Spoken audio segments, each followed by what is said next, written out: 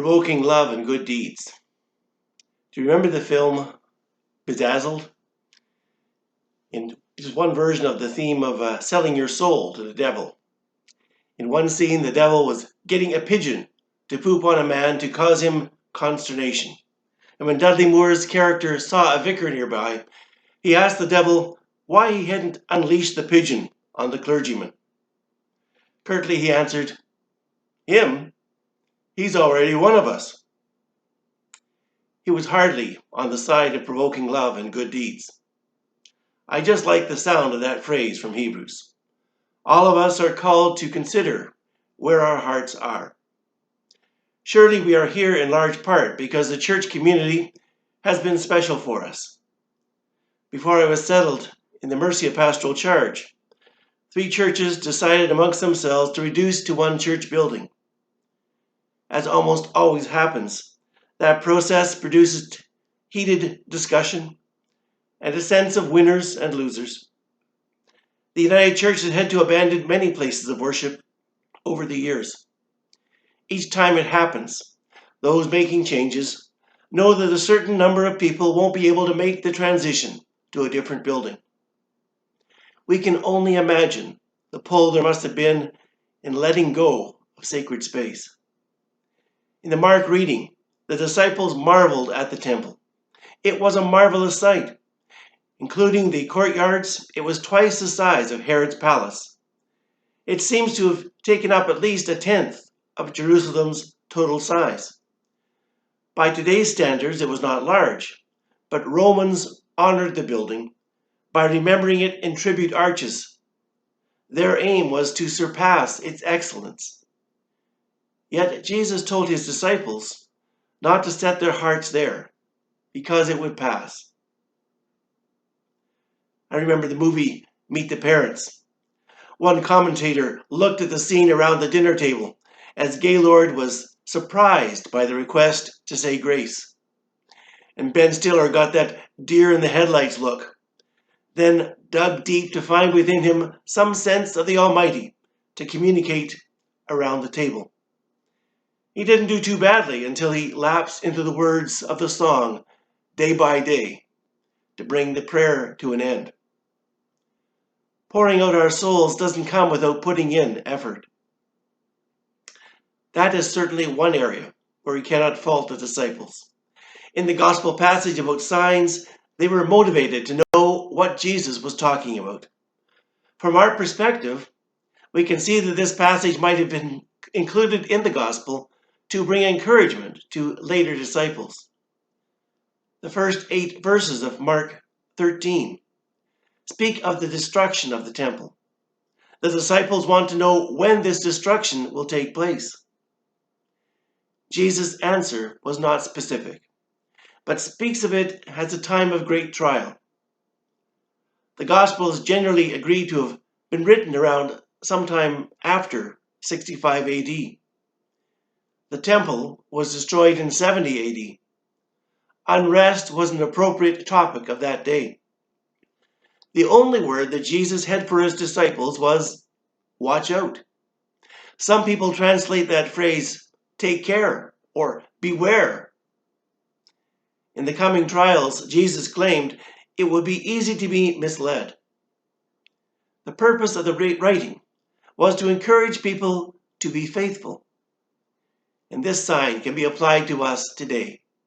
We can trust that God is in control of our world, even when we have times of trial. Well, if you believed Hollywood, you would have prepared for an end in 2012. A movie from a few years ago suggested that our world was ending soon. 2012 was based on the Mayan calendar, which ends in 2012. From that start, the film posits a solar flare, starting a chain reaction of horrible events, which essentially wreak havoc on the world. There has been a wealth of literature spawned using this concept. And doomsday pundits were happy to ignore that Mayan scholars were anything but certain about what that means. It's an idea that keeps going around. Recently, news items have been stressing again that we are overdue for another giant solar flare. If they were right, we wouldn't be here this morning. Disaster movies, however, are great places to examine what is really important to people. Shannon Lucas, North Dakotan Lutheran, wrote about putting predictions in perspective. This is what she wrote. Be good and faithful stewards of your resources, but do not despair about the things of this world. Don't worry about keeping the doors open. Don't fret about making a statement or about who is right or whether the world is going to end.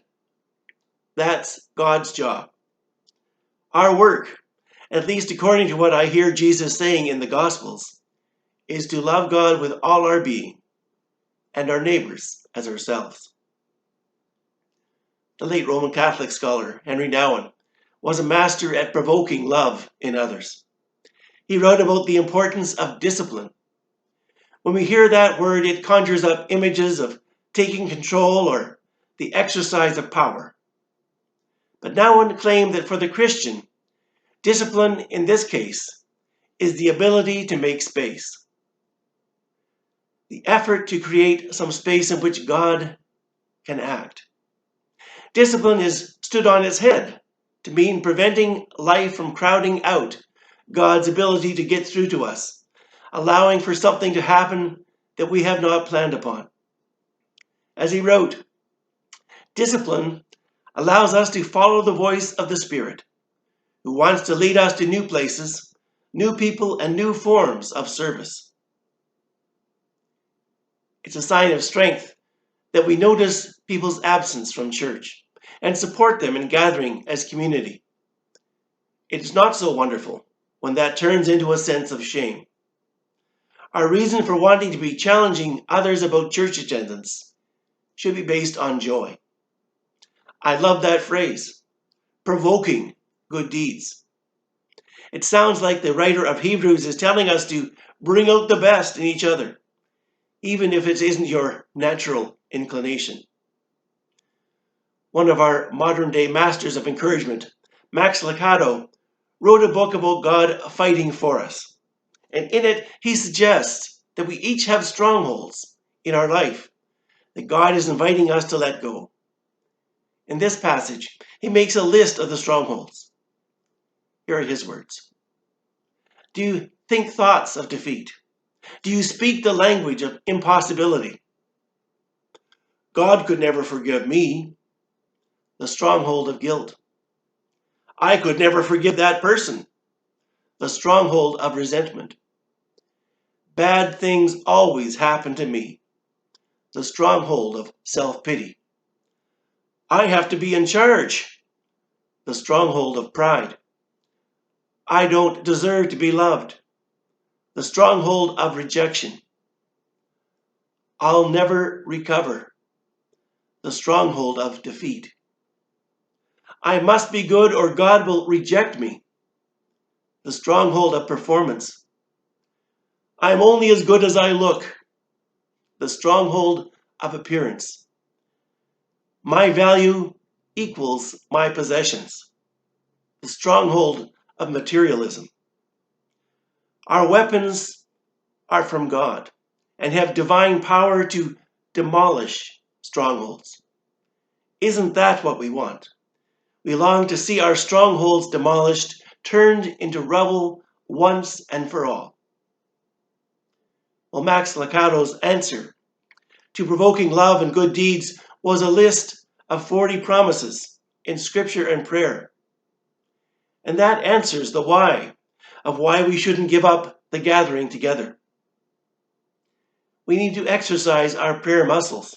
Some people argue that a dependence upon prayer leads to a sense of passivity. But Philip Yancey argues that the Scripture tells a different story.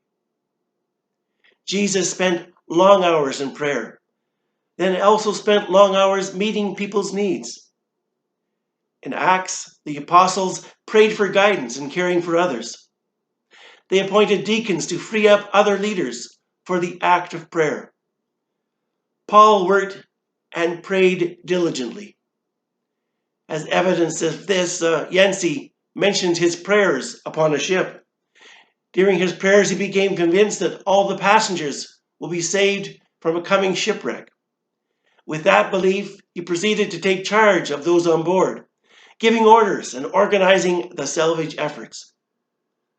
Paul once told the Philippians, "Continue to work out your salvation with fear and trembling, for it is God who works in you, to will and to act according to his good purpose." Paul seemed to have figured out the whole process of provoking love and good deeds. Yancey wrote about his own struggle with pouring out his spirit this way. In my own frustrations with prayer, I used to focus on the lack of God's intervention.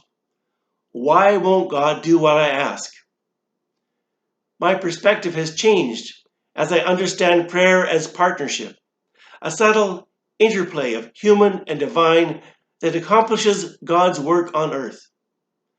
God asks me to make myself known in prayer, and then works my prayers into a master plan for my life, a plan that I can only faintly grasp.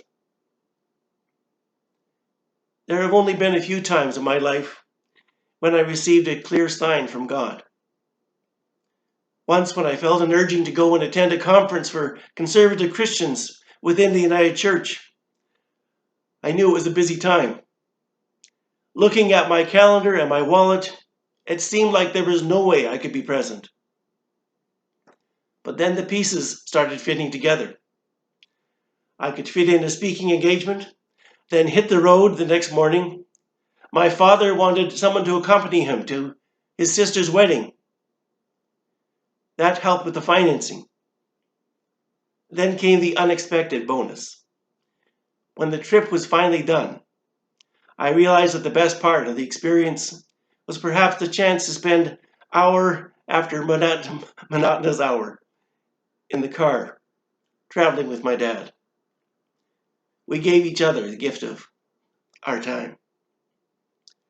Sometimes God's gifts to us are only apparent after we look back.